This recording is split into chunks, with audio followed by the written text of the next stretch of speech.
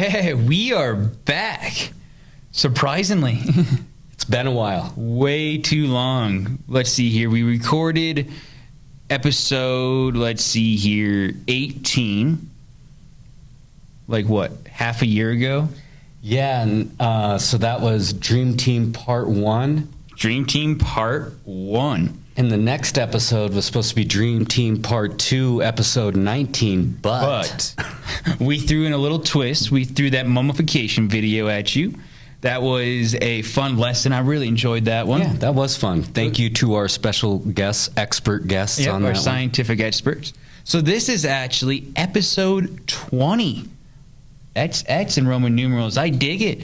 I'm looking forward to it. The Dream Part 2. Now, if we recap really quick, Dream Team Part 1, we just kind of talked about who was on the team, how Isaiah Thomas was a great point guard, but was kind of left off. And we'll start with that because you just emailed yourself an article saying there's another person left off that maybe should have been on the team. Yeah, so do you want to recap who was on the Dream Team? Okay, yep. On the Dream Team, we have obviously Michael Jordan, Scottie Pippen. You got the Utah Jazz duo of John Stockton and Karl Malone. Underrated. Yeah, big time. Patrick Ewing, Chris Mullen, another underrated player, great work ethic, big time shooter. David Robinson, Charles Barkley. Those were the initial ones. Then they brought in Clyde Drexler. Clyde the Glide. And the final pick, Magic and Bird, obviously. Oh, yes. Yep, the two co-captains. And then the final pick for the Dream Team was Christian Leightoner, the top college kid at the time. We talked about it was down to, because the Dream Team or the Olympic coordinators wanted some college player on the team just to be amateur, to respect the amateur status of the years past. And so it was down between Shaquille O'Neal and Christian Leightoner. Now, all new basketball fans are like, who's Christian Leightoner? Why didn't you go with Shaq? Yeah, why wouldn't you go with Shaq? But in 1991, 1992, Christian Leightoner was Mr. Basketball, the guy to pick.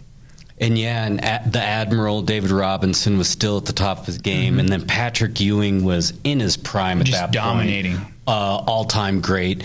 And I think that must have been like toward the beginning of Shaq's career. Oh, no, Shaq was in college. Yep. Okay. So Shaq was still... He dominated in college, but Leitner maybe even dominated more. Yes. I mean, if you watch any NCAA, you probably see highlights of Leitner's game-winning shot every year. I watched it live. Oh, my gosh. And when you think about Shaq went to LSU.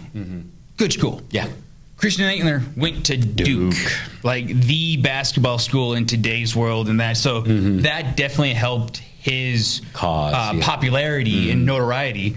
But like I said, in college, Christian Leightoner was dominant. He didn't have the best pro career, but he made it pro, so we got to give him props to that. And I think he went to 4 Final Fours in his college career. So I believe it. Winning 2 championships, something like that. And so he did really well. Yeah, and he played with some great players, but he was kind of the greatest player on those Duke teams that won championships, and he got Player of the Year the year that he hit that game-winning shot, if I remember correctly.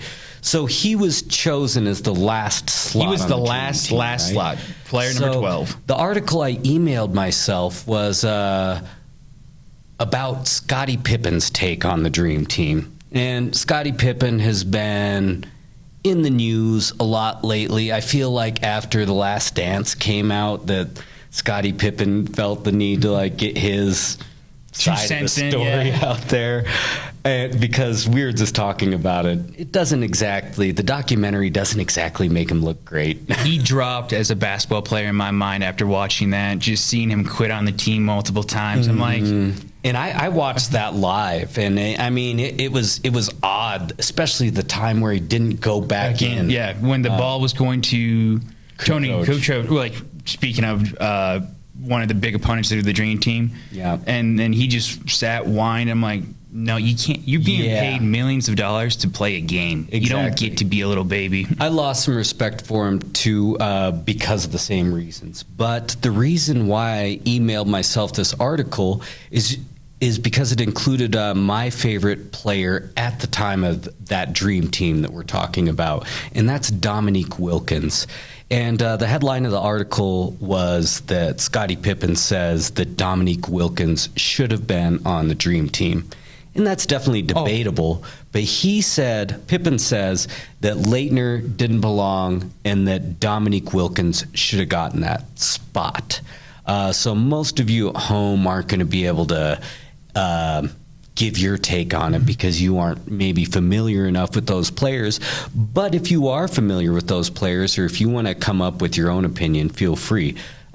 Christian Leightoner or Dominique Wilkins? I'll tell you right now, Dominique Wilkins. Human highlight reel. He was my favorite player growing up. So that's who I would have taken. So I agree with Scottie Pippen on that particular thing. And for me, I like the idea they brought in a college kid. I really do. But that's beside the fact where you could easily make that case for Dominique Wilkins to be on this team, the dream team. And I want to hear also with just any fans out there, is there a different player? Because I'm thinking about Gary Payton, Reggie Miller, Sean Kemp. They were all top of the line players at that time. And I mean, the first two that you just mentioned right there, I mean, all-time greats, Hall of Fame. And they were on the 96 team, so they did get picked later. And that's the thing. This was the first time pro players were here, so you had to pick the best of the best, and then you can make those arguments forever and ever and ever. And it's tough. So Reggie Miller, you might recognize, when they talk best shooters of all time, because it comes up a lot with Steph Curry on a tear. Reggie Miller comes up a lot. And in FIBA rules, Federal International Basketball Association, something like that, the three-point line is closer to the basket. So I read a book about the Golden Boys, so the dream team, and they seriously thought about Reggie Miller because of that advantage. You get someone who's a knockdown three-point shooter, and he gets to step closer. That sounds like a good formula for success. Absolutely. It's kind of hard to get on that first dream team with all those legends, including Larry Legend. You could have argued that maybe he could have given that spot up, but if it's the dream team, first time ever, Larry Legend kind of deserves it, And so we're hyping up this team a lot. We are. But did you know that they actually lost a game? See, this surprised me because I watched a lot of this live, but I can't think of who they lost to. I think you asked, maybe I guessed in the last episode, but... So here's where Chuck Daly... Is it Australia? No. U.S. basketball players, college players. No, I'm talking about the dream team loss. Yeah, college players. They lost to a group of college players. So now here, listen to this story, and then I want to take your take. Yeah. So they're in practice, and Chuck Daly's the head coach. This practice marks him as, this is why he's my favorite coach. I mean, the cool suits, the awesome hair, he was stylish, and that's up there for me. But what he did here is so cool. Yeah, I've never heard any of this. This is exciting. So they need to practice all together, so they set up a scrimmage. Dream team versus a bunch of the top college players, which makes sense because the college players are looking for just that practice. You can easily bring them in, the different colleges, coordination, stuff like that. So on this college team, you have Bobby Hurley, great point guard. Oh, yeah. Used to play with Christian Leightoner, right? Yep. Yeah. Yep. Chris Webber, Penny Hardaway, Grant Hill, Allen Houston. Oh. So, they're college players, not pros at this time, but, people to... Top dogs in college. Top dogs. So they scrimmage taking place June 24th, 1992. So only a few weeks before they're going to Spain. Good little tune-up. The dream team loses 62-54. In the scrimmage? In the scrimmage. 62-54. Close. So here's the thing. Practice ends.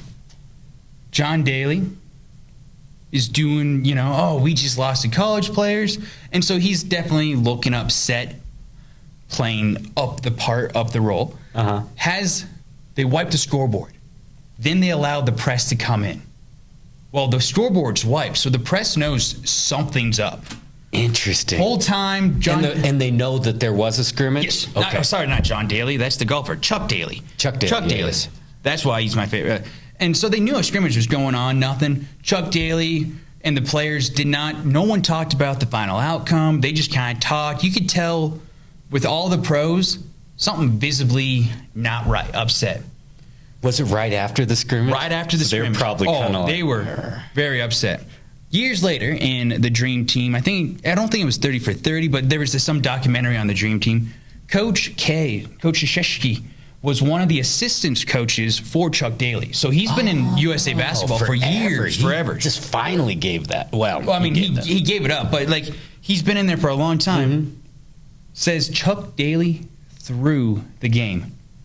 He purposely lost to the bunch of college players. Interesting. So you're telling me Krzyzewski was probably coaching the college? Well, he was probably some assistant going back and forth. You know, all the coaching squad worked together. And Chuck was probably he was okay. Chuck I see what you're was saying. Head coach running the Dream Team. His assistants were others. He threw the game. He threw the game. Well, you have these giant egos. You have these giant players. How do you manage the egos? Like he had to manage all that stuff. And to be honest, the first time they were all together, they threw those egos out the door, and Chuck said they were too passive. They just kept passing. They all wanted to share the ball. Like too many flashy passes. They're like, just score. Yeah. But Coach K's like, when we look at this scrimmage, Michael Jordan played very little minutes. Only spurts, 1 or 2 minutes here, 1 or 2 minutes there. Interesting. Sitting on the bench long times. Even one of great players like Michael Jordan, you need to like get into the rhythm, warm up a little bit. So, he wasn't. If he's not playing 30 minutes, it's hard to be Michael Jordan. Even like he played like 5, 10, something like very small. He also, the substitutions were just why? Poor decisions, poorly timed. He would have a group of 5 that just didn't make sense out there. Interesting. Like, even if you have the 5 best players, if they're like 5 post players, it's not going to work the best. Or 5 guards, it's not going to work the best. He is manipulating his own team to put the worst coordination of the Dream Team out there. So he's really proving a point. It doesn't matter that you're all legends. Anyone can lose at any time. And that's why I love March Madness. It's like, all it takes is one player to have a great game, you can lose. And here's the reason that I believe he threw the game. The next day, they scrimmaged again. Dominating. Michael Jordan played legit minutes. Every player played their role, their position, their job, and they just destroyed these college players. So Chuck Daly, massively, being the puppet master, says, you know what? You're great players, but you can still lose. Yeah, I love that. Because sometimes you need that loss. Just that little reminder of, you're not necessarily as good as you think you are. Because hard work every time trumps, skill. Yep, hard work over skill. Because skill will get you there. Hard work's going to keep you there. And so they qualified for the Olympics. All right, Tournament of the Americas. The first game's against Cuba. Any guess on the final score? First game against Cuba. It's got to be like I would say the scores used to be lower back then, but since it's a Dream Team, I'm going to say 110 to like 60. You're close on Cuba's score. They had 57. The United States had 136. Oh my gosh, 136 to 67? 57. 57. They easily win the rest. They go to the Olympics. It's held in Barcelona, Spain. They, on average, won each game by 44 points. Wow. Charles Barkley led the team in scoring with 18 per game. Which I think is awesome and gives him, one of my favorite players, more credit. Because you're always like, Jordan dominated. Jordan, no championship for Barkley. With no championships, Barkley was the leading scorer on this team of superstars. Yeah, that's he shot 71% from the floor. That is domination. Oh yeah. So Karl Malone and Patrick Ewing tied with the highest rebounds per game with 5. Just 5. Just 5. Because it seems like a total team effort. Well, that's my thing. It's like, if you look at the team, Barkley, Malone, Ewing, Robinson, these are beasts who rebounded the basketball. So they, like, 5 would be a big number when you have, and then plus all the guards were great rebounders too. Even 18 points a game is a lot, which Barkley, maybe that was his top skill, rebounding and scoring. Yeah. But it does surprise me that It was Jordan Barkley. didn't. Yeah, I thought Jordan, Pippen, let's see that here. surprises me. I would even Karl Malone. Even back then, Malone and Ewing would have major status. Barkley, that's awesome. Because he was only 6'6", the round mound of rebound. Yeah. He seems like he was 6'8". He was short for a power forward, small But forward, still. power forward. Their closest game was the gold medal match against Croatia. Is that Kukoc's team? Yep. Anyone, guess for what the score was? Closest? That was the closest game? Closest game. 110 to 80. 110 to 80. Really close. 117 to 85. Ooh. So you were within the point margin there. We'll give you the over-under. It was a game. As games went. Compared to the rest of them. Yeah. Kukoc had a lot better game in that one than the first time they played, because the first time Pippen and Jordan did not like there was, if you watched The Last Dance, there was definitely some animosity between, or one-way animosity. Kukoc was like, I don't know what I did wrong. He didn't. And it was the general manager. Like, he didn't do anything wrong. And we want this guy. Tony Kukoc is going to be the future of this guy's awesome. Tony Kukoc this. Tony Kukoc that. And he hadn't even played an NBA game yet. Yep. And here Pippen and Jordan are like, whoa, they did not like it, and they took it out on him. So that first game, he was a non-factor. Second game, a lot better. But while I still think the United States would have won gold, no problem, the two biggest competitions weren't there. In 1992, Yugoslavia and the Soviet Union were no longer countries. Yeah. And so those two used to be the biggest competitors for us in Olympic basketball, like in this time period. Yeah, and Yugoslavia was a larger country that ended up kind of fracturing. Breaking up, USSR breaks up. So they didn't have those. Now, am I saying that if they were there, history changes? No. We still win gold. Maybe not by 44-point average, but I still say that. And so, moving into their legacy, when you think of the Dream Team, in 2009, they were elected into the Olympic Hall of Fame. The Dream Team. The whole Dream Team as a whole. Cool. In 2010, the entire team was elected into the NBA Hall of Fame. The entire team, that's awesome. So, like, the Dream Team as a whole. And every single player on that team, except for Leightoner, is in the NBA Hall of Fame. Interesting. Basketball Hall of Fame. I think Leightoner's getting in for his college stuff soon, or has gotten in or whatever. But, and don't quote me on that, but since he's the only one who isn't huge pro career, the rest of the 11 have had that honor of going into the Basketball Hall of Fame.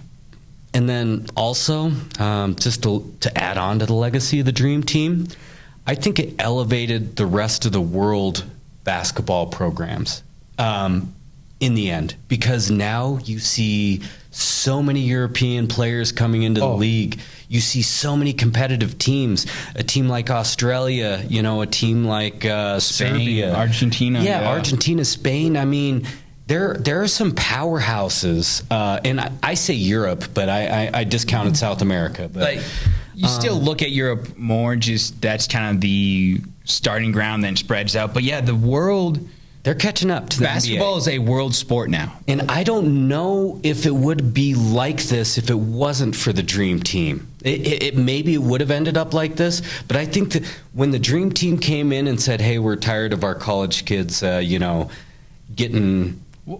They weren't even getting beat up or anything. No. They were doing just fine. But I feel like it was a chance for the U.S. to be like, you know what? We absolutely are the best. We were tired of other countries, namely the Soviet Union, having professional athletes go. Mm-hmm. And in 1988, when we didn't win gold and we won silver or a different medal, we were like, whoa, we can't have this. We're the United States, which, I mean, fair.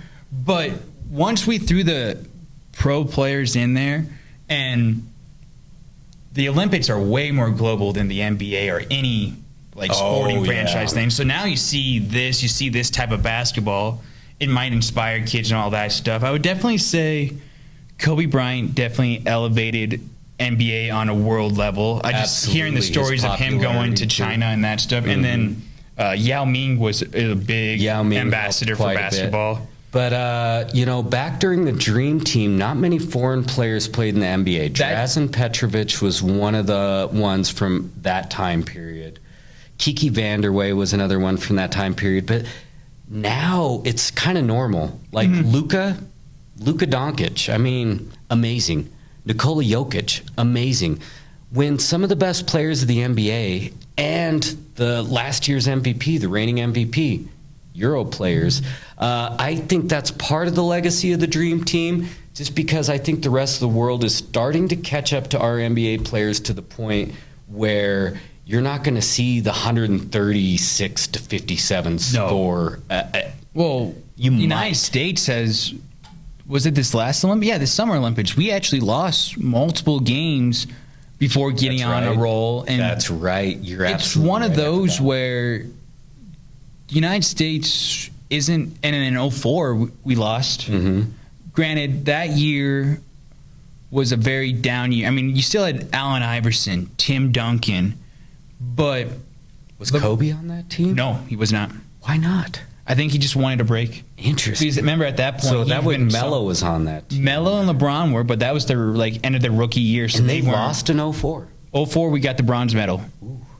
Yep, Iverson dominated, but then again, I'm a little biased.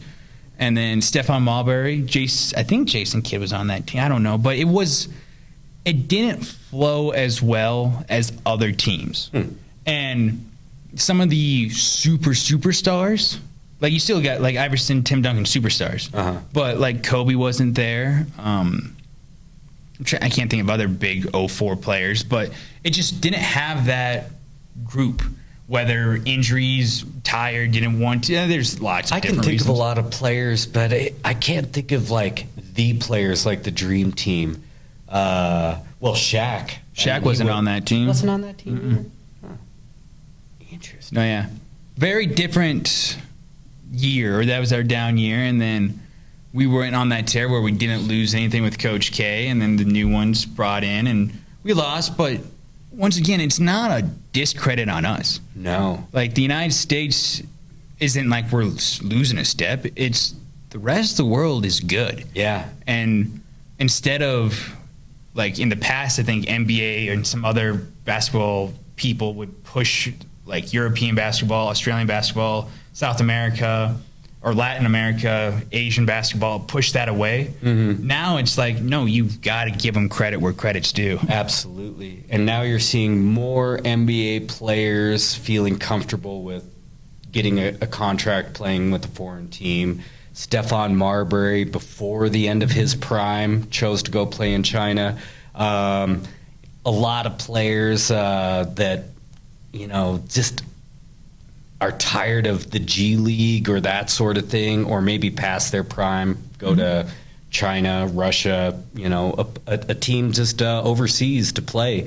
And they get big contracts over there too because of the popularity of basketball. It's definitely a global phenomenon now. If I were to ask you what are the top global sports, would you say Soccer's one? Soccer is definitely Would you go one. basketball too, though? I would almost put basketball ahead of baseball. You'd still put baseball ahead of basketball? Baseball in the United States is declining fast. It is. But in Japan and China, I know Japan for sure, Taiwan, it's still huge. In the Caribbean, it's true. And then you have Caribbean, Latin America areas.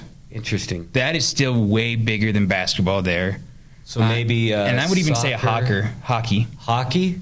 Hockey's a lot like United States. It still isn't catching fire, but rest of the world, I say hockey's up there. I don't know for sure. I'll bet basketball brings in more money around the world, the leagues, as opposed to hockey. Oh, I can believe that. Yeah. But I think popularity of people who like it better would have hockey over basketball. Maybe you could be right. I kind of tend to view basketball as the second leading global sport. That's just and it's growing. I'm biased. It's growing, but I can definitely. I don't see it being there yet, just because it's huge here, but it's still not the place otherwhere. I think I first saw it with Kobe and Allen Iverson, how their jersey sales were just like shooting up in places like China, where I just kind of wonder, I don't even know like if hockey jersey sales like, you know, or ever like, you know, high in a foreign country like that. They probably are. I'm just not very familiar with hockey, unfortunately. Okay, so in participation sports, basketball's 5. 5. Volleyball's ahead of basketball. Soccer, badminton, field hockey, volleyball, then basketball. Professional sports money. That's that's going to be a different story because like you're going to find a lot more United States money, and so then our sports are going to be higher there. Football. I mean, so that would be soccer, cricket. Not football. Cricket. Anybody play cricket? Forget how huge that's like India and China. That's their sport. Yeah. So like even a small percentage there, they still have way more population than here. Before baseball, there was cricket, and then hockey. With the 2 million. Then tennis. I forget about tennis. That's a very popular sport. It is. Volleyball, table tennis, then basketball. Baseball's right below basketball. Rugby, golf. So you're gonna get. I guess if you're gonna find it. If you want money, I would say like NFL would be up there in money. Like they generate billions of dollars. Absolutely. And so they would. But foreign countries don't have teams, not like our NFL, maybe Canadian football, I mean Australian football, but that's a whole different sport. But even then, who knows? Yeah, here, like most popular sports, soccer, cricket, then basketball. Interesting. Yeah, I think, like you said, basketball is growing, basketball is big, but there's so many other sports that Americans, like United States people, don't really think of as sports or don't really see right away that are way bigger everywhere else. Cricket, the last time I thought about cricket was a few years ago, like doing a research paper, so. No.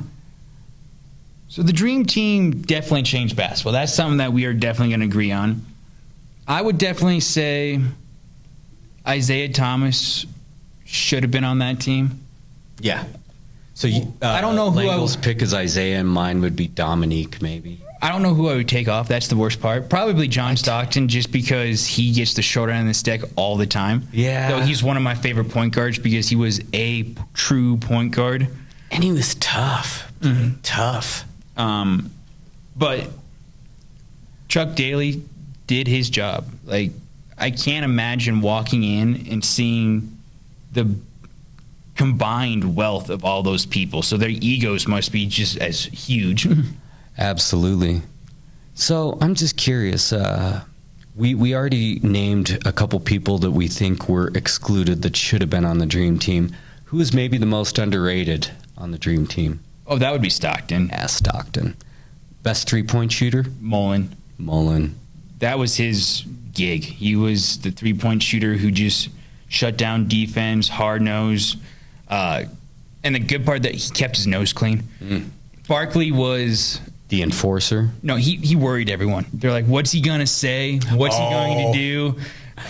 He could get himself in trouble with his temper. He was on his best behavior. He promised that he would not embarrass the United States in any way. He did have a couple hard fouls that people in the documentary I watched were like, you don't need to do that.